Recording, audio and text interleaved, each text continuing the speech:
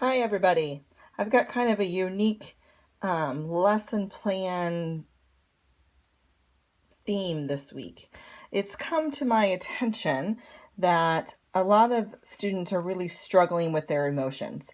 And normally they get a lot of these emotions out during art, music, and PE time. So I've kind of going to be partnering with Mr. Hacker, and we are going to be trying to do projects that can help students express their feelings and get those emotions out. So maybe they aren't feeling so frustrated or angry or scared or sad or whatever emotions they are feeling. Any emotion that a student is feeling at this time is fine. If they feel happy, if they're happy to be home, that's awesome. If they are sad or confused, that's fine as well. If they're angry, those emotions are all normal and something that students should not be afraid to express during this time. And so far, my lessons have been more just about teaching the basics, like how to draw things and getting students to still make art. And that's important as well. And I'll be getting back to that probably next week. But this week I really wanted to let the students express themselves. So what I'm going to be doing on this episode is showing you a couple different ways that you can do that.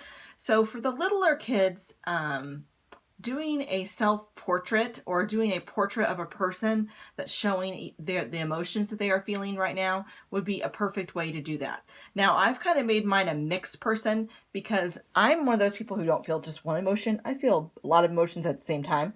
So I've kind of done an angry side to my person and then a sad side.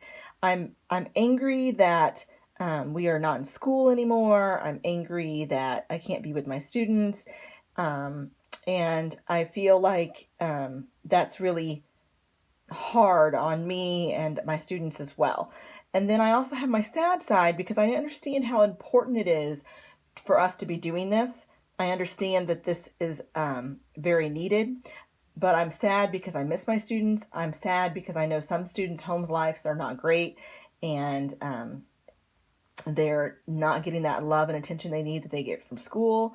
I'm sad because, my kids are not getting to be with their friends, and it's just really hard. I'm sad that people are sick during all this. My neighbor is sick. Both of my neighbors are sick with this right now. So it's something that really hits home. It's something that's very heartbreaking. So maybe encourage your student to actually make a picture of how they're feeling. And if they don't want to do a portrait, that's fine. Have them draw a landscape. And instead of drawing like a sunshine rainbows, they could make it raining, and they can make it look sad and depressing if that's how they're feeling.